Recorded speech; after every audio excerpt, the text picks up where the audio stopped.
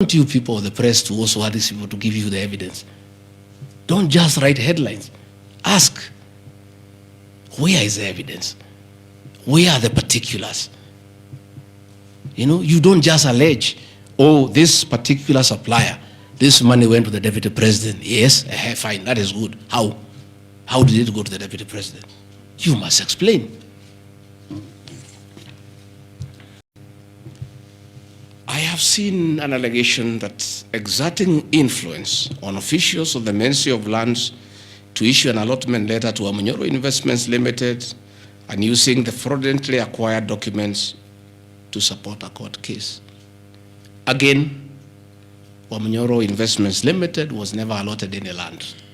This parcel of land, 209/12077, Wamunyoro acquired at 24 million shillings in the year 2012.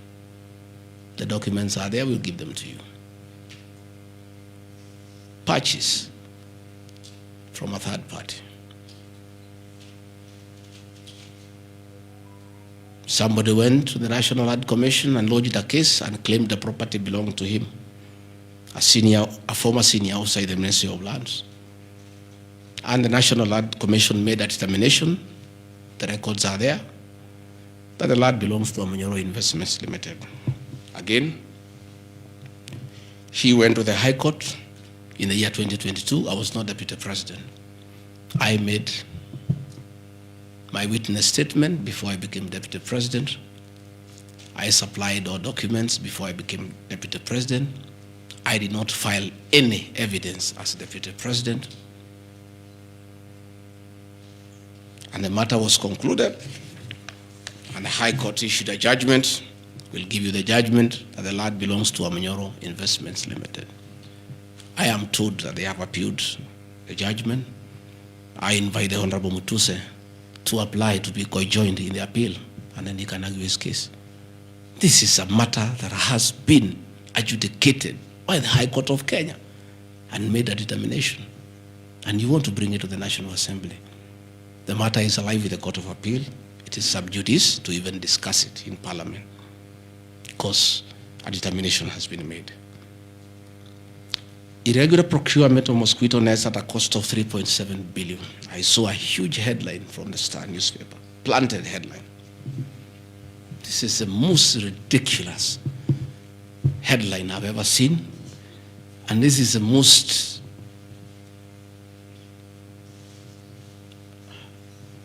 I lack a proper one, and I don't want to speak in Kikuyu.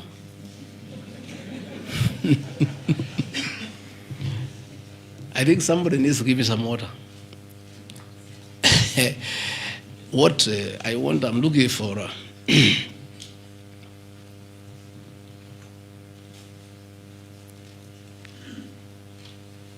I have seen that allegation. I want to respond as follows. One,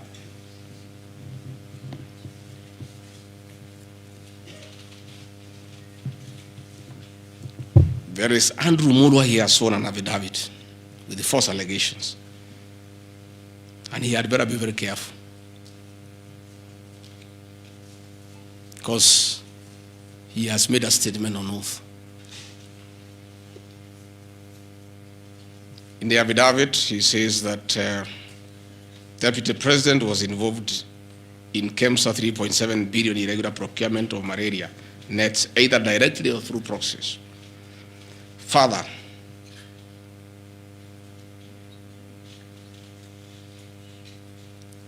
Shobika Impex Limited is an international company, the fourth largest manufacturer of mosquito nets in the world. It has done many tenders with Kemsa, with the Global Fund, countries in Africa, in Asia. And there was a tender.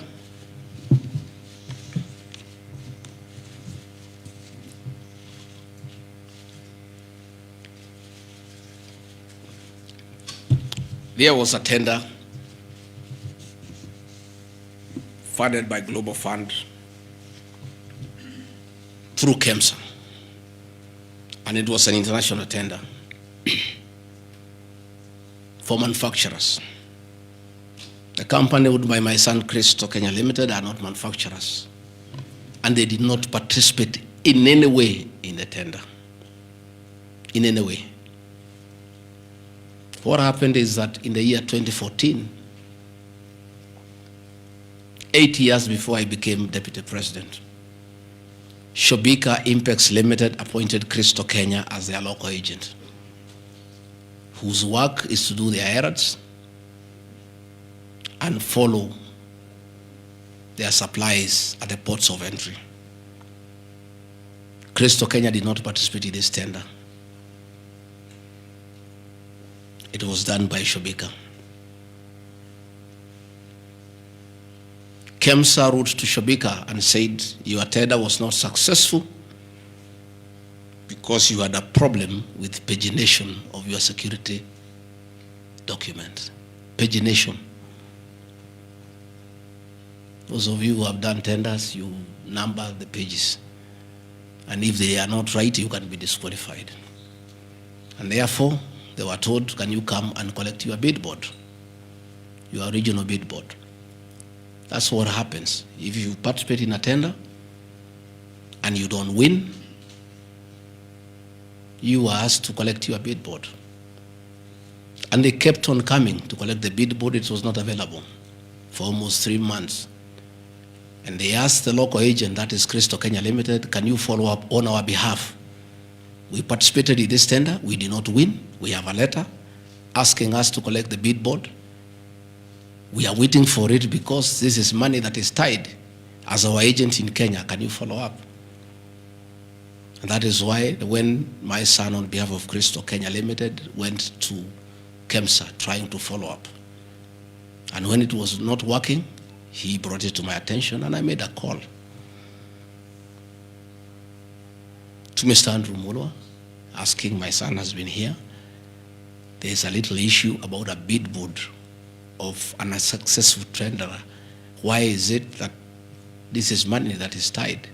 And these are foreigners, these are foreign investors. We don't want to make life difficult for them. Please, why don't you release it to it unless there's a problem? No, he said, no, the matter is under investigation. That is why we cannot release it. The bid board is with the SEC. I said, fine. If the matter is under investigation, so be it. Right along, the investigations were over. EACC wrote to Kemsa and returned the bid board. Kemsa in return wrote to Shobika and returned the bid board. End of story. Shobika did not win the tender. They were not awarded the contract to supply the nets.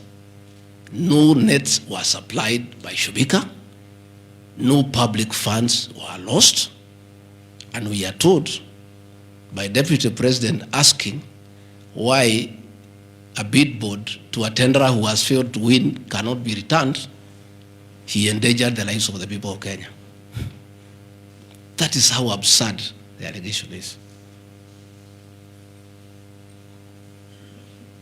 There is no evidence that the company with my son participated in the tender. They did not participate.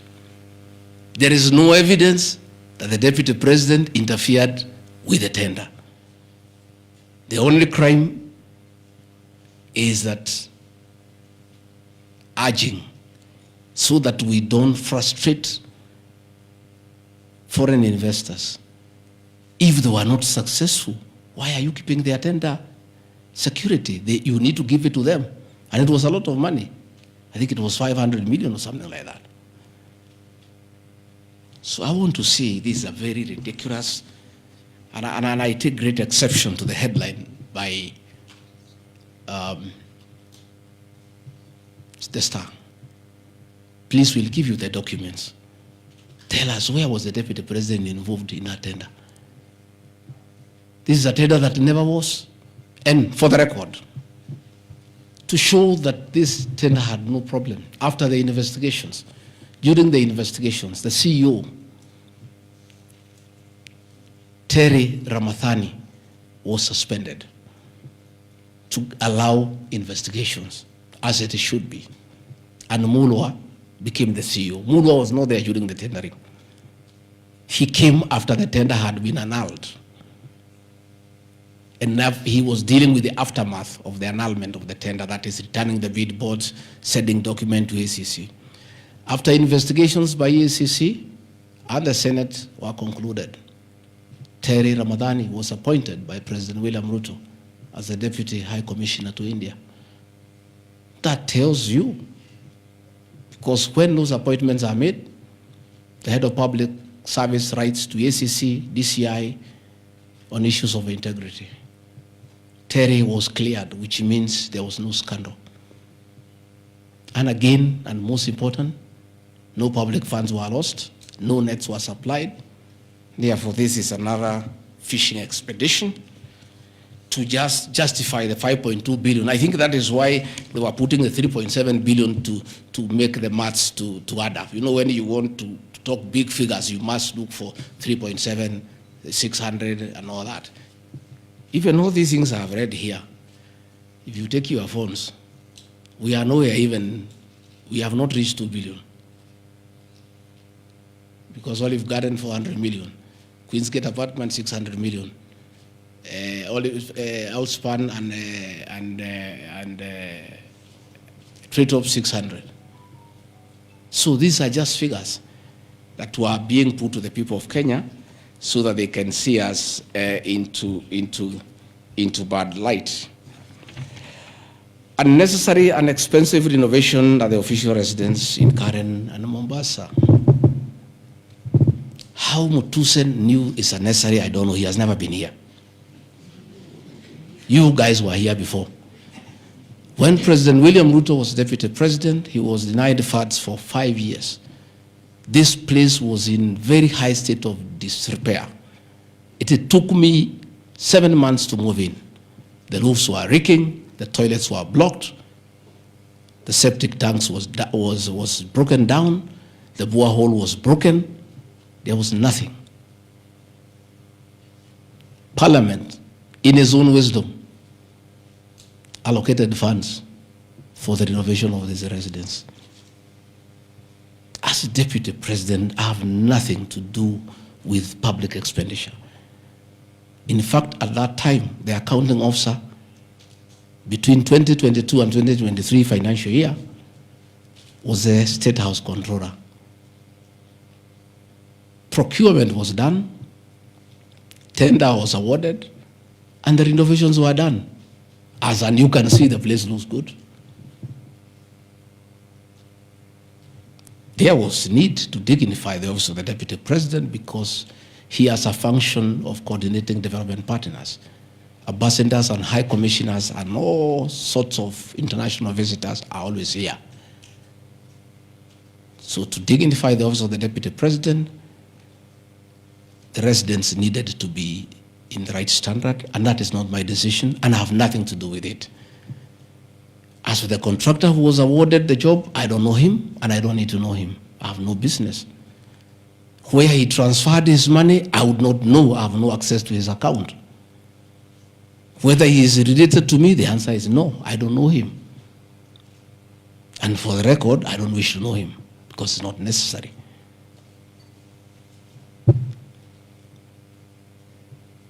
Government expenditure is audited every year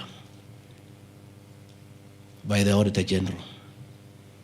Since this office was under the executive office of the Deputy President for that financial year, the Auditor General did her inspection and gave us a clean bill of health.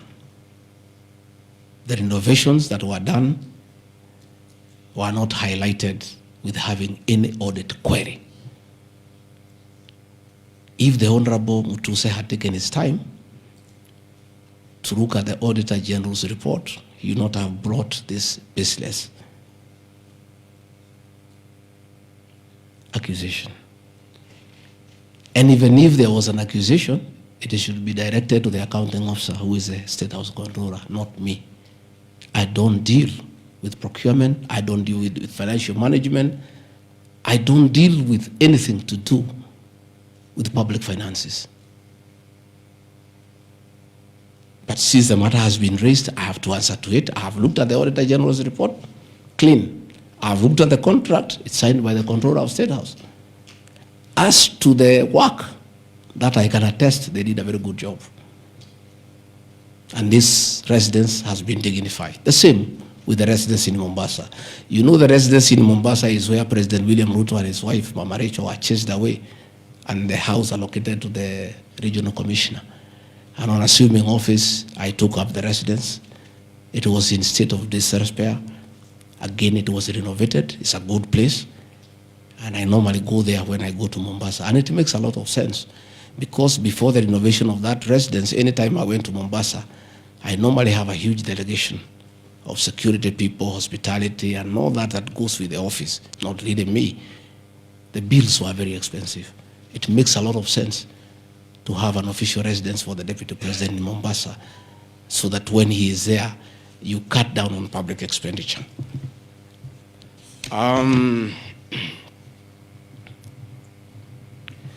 Dubiously acquiring a substantial portion of sum of 100 million paid to Lusona Events Limited. Again, that's another ridiculous acquisition from the north. This is people who give services here for events. We have many meetings. You have come here for IBEC. There are tents put up here to the required standard. We have meetings here for development partners. This is a very busy residence. Most of you have been here. Again, I don't get involved in procurement. That is the work of the accounting officer and his team in public finance management. As to the person who does that work, I don't know he or she, and I have no business knowing who does the work. Those are things that are not in my purview. Again, the ridiculous accusations that that money came to me, one would have to demonstrate how it came to me. Was it brought to me through my account, through cash? Who was there? What is the evidence? Again, it is just trying to throw mud at me. And I want to say that that accusation is baseless, and we believe, we want to see the mover of the motion coming up with tangible evidence. Again, these accusations lack particularities and specifics. They are just generalized accusations. Again, we'll be challenging that again in court, because there is a ruling that grounds of impeachment must be well grounded and must be particularized and specific. This is just an allegation. Where is the nexus between the supplier of events to this residence and the Deputy President, Riggy? There is no nexus. I don't know the person. I don't know the company. I'm not involved in the procurement. I don't even know how it is procured. All I do is I want events, and they are arranged, and I take part in those events. Those accusations of funds utilizing the Deputy President, in the office of the Deputy President, coming for my personal benefit, are ridiculous, unfounded, and totally malicious, and there is no evidence whatsoever